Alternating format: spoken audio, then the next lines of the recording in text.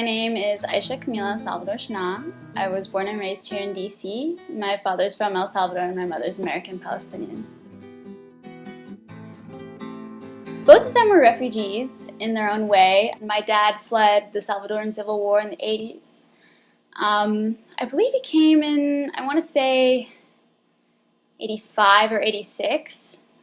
The war ended in 92. So he was kind of in the midst of it. He was forcibly conscripted for the Salvadoran government when he was 17, 18, and he fought for 2-3 years until he defected because of the massive human rights violations that were going on, and he just couldn't stand it. So he went AWOL, and then he came to the United States on foot, traveled all the way up through Central America, through Mexico, with his little brother, crossed the Rio Grande, and then made his way through Texas all the way up to Washington. And then my mother was working for like the Latino NGO scene, and my father had just come from El Salvador, so they just met here in Mount Pleasant and Adams Morgan. We've been here ever since. I think if people get a little disillusioned when they get to the United States and they realize, God, I've been working 50-hour weeks, and for some reason I'm still living in this shitty Section 8 housing. Why? The United States is a country of immigrants. I mean, the Germans came, the Italians came, the Irish came, and, you know, gradually they became more and more American and ingrained into the American societal fabric, and they weren't the others. And so I think, sure, like, the American dream is made for immigrants, but maybe not the immigrants that we're seeing now. I think the American dream was made for the immigrants of the 30s, of the 20s, but not for the immigrants that we see now, which are unaccompanied minors from Central America, or Syrians fleeing the disgusting violence that's kind of spreading all over the region now. But it's just not made for them. It's made for the white immigrants. It's made for the white man. America was made, like I said before, by the white man and for the white man. There's a lot of merit to the idea of collectivist identity. Generally, people of color have to come together because there is a collective struggle to succeed generally. Like, they have to work twice as hard to get to the same place economically as a white person. They have to work twice as hard in terms of education to get anywhere. Just because we started off lower, because the structures that we are functioning under weren't built for us. So we have to create our own space.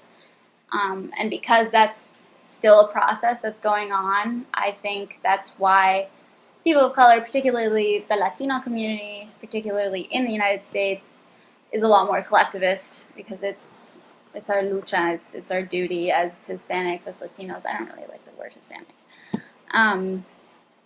It's our collective duty to work together and to create our space, and to be successful in it, because it wasn't built for us. And that's just a fact. Were there any Latinos writing the Constitution? No. They were all white men. The United States was created for the white man. So, I mean, we're changing it now. You know, we've had Barack Obama, you know, as a first step in that direction. And he's, you know, he created a space for the black community in the United States, visibility, that is really admirable and beautiful. And I think Latinos need to, or are working towards getting there as well, creating their own collective space and affirming our presence. And I feel this as a Palestinian too. I resonate strongly as a Palestinian because of the collective Palestinian history, and that's another collective struggle that I feel a part of and that I feel obliged to promote, because I am in a position of privilege, because I am getting a college education, because I can speak articulately about it, and it just kind of feels, I would feel like I was betraying my mother's family if I didn't. Thrusting myself into work with the community that raised me, which is the Salvadoran immigrant community that doesn't speak English and that is brown, and unapologetically so, and I like that. That makes me feel like I'm making a difference in changing America as a whole, and creating, like I said, creating a space for all of us collectively, because I'm also part of that collective struggle.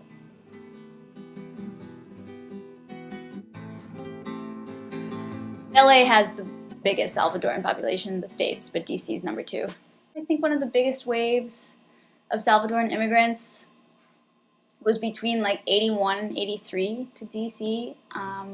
My dad came right after that. So like everyone that he knew from home that had escaped the war was here. Because the whole pueblo was here. Well, I was born and raised here, and I grew up in Mount Pleasant. And before, it was very much a little El Salvador. I mean, you can walk down Mount Pleasant Street now, and what's left of little El Salvador, you'll see bodegas, you'll see botanicas, you'll see, you know, Latino grocery stores. But now, I think the main difference that I see walking down the street, especially because I'm gone, and I've been gone for the past 3 years, is I just see a lot of 25, 30-year-old white yuppies who just are moving in because they think it's cool.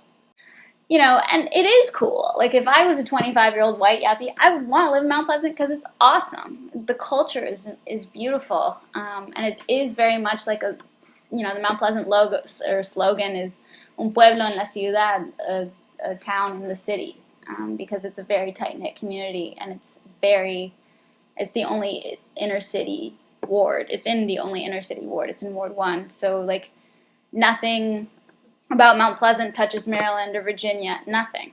It's pure DC. It's pure Latino DC.